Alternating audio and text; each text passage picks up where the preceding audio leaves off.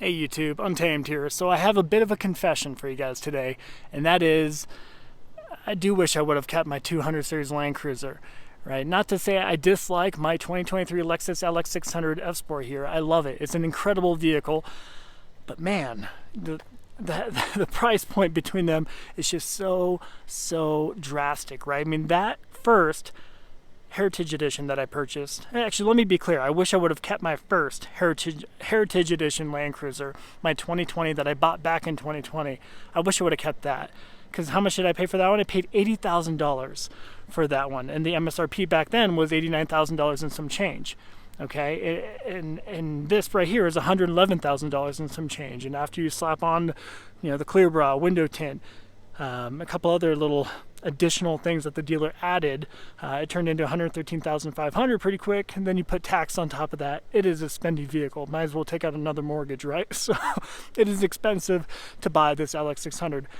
That 200 series back in the day, my 200 series, or excuse me, the 2020 that I had, dealers were having a hard time selling them back then, right? So nobody really had a good idea that the values were going to skyrocket quite like they did, right? So it was kind of a little bit of a shock to a lot of people. They were having a difficult time getting people to even pay $80,000. I paid nearly $10,000 below MSRP, and they were really trying to push even that price point for me because they just couldn't sell them. And that's kind of always been the case for the Land Cruiser in general. I mean, they've always sold anywhere from 3,500 to 4,500 units every single year within the US, so not a whole lot. When you compare that to 4Runner numbers, for instance, they sell anywhere from 115,000 to 145,000 each and every year. So a huge difference between them, but the price point is, of course, the driver for that. $89,000 is nearly double the price of a 4Runner. So rightfully so, it is a harder sell for the most part. Not to mention, I mean, they're dang near equally capable, right? And obviously, you can split hairs on that all day long, but for what they are, they're both pretty equally capable.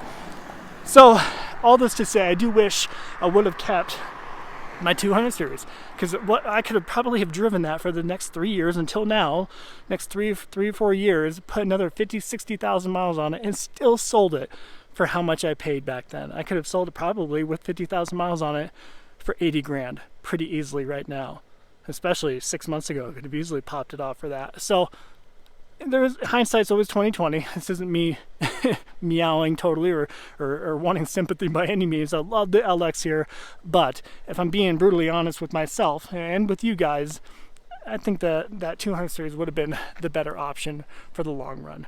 Not to mention, there are things that I like about that more than this. I like the fact that it did have the 5.7 liter V8. I like the fact that it doesn't have all the additional bells, whistles, and all that additional tech that we find in the LX here. I like that it didn't have that. So the simplicity of that Land Cruiser really did speak to me better. But that doesn't mean I don't value the LX here for what it is. There's a lot going on in here. There's a whole lot going on. It got dual screens, tech out the yin-yang, million creature comforts all throughout. It really is a premium vehicle through and through. So I mean, you understand the price point for sure when you sit in here and you just drive it for a few minutes. And the most important bits are shared with the Land Cruiser. Obviously this and the 300 series, they're the same vehicle, right? Same exact underpinnings as the 300 series. So, if you like the Land Cruiser, if you like the 200 series, you're gonna like the LX600 here. So I'm just more of a simplistic person, and I've always kind of appreciated the whole less is more approach at the end of the day, and I found that in the 200 series there. Will I ever get another Heritage Edition, another 200 series Land Cruiser? I don't know. It really just depends on what the values do. I am enjoying the fact that the prices are coming down quite a bit. I don't know if you guys are like me, but I always kind of keep a pulse on them, just to get an idea of where they're at, where they're going, and are they going to ever be within reach again for a good mileage example.